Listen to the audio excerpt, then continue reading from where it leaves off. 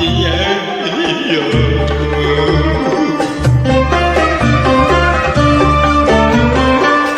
Bana verdiğin acı dertleri şimdi bir başkası sana vermiş.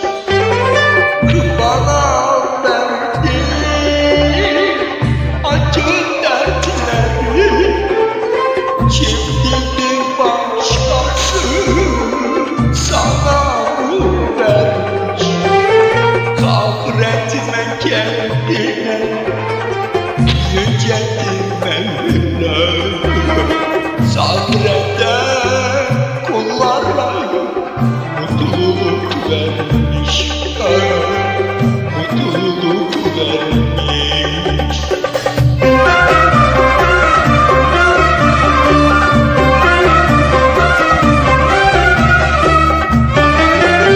Kader diyor ki bilemez, böyle yapılmışsa silemez.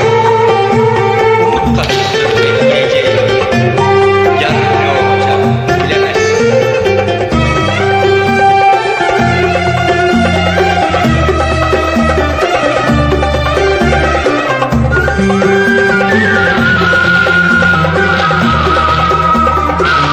Bir de benden Kader ödemiyor, gülemezsin ki böyle yazılmışsa silemezsin ki, silemezsin ki.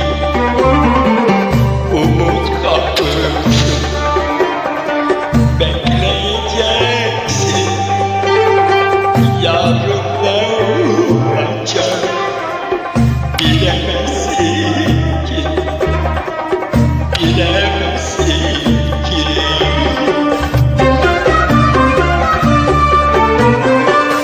Bana verdiğin acı dertleri şimdi bir başkası sana vermiş. Bana verdiğin acı dertleri şimdi bir başkası sana vermiş. Kahretme kendine, yücedir Mevla. Sabreden kullara mutluluk vermiş, mutluluk vermiş, mutluluk vermiş. bir de benden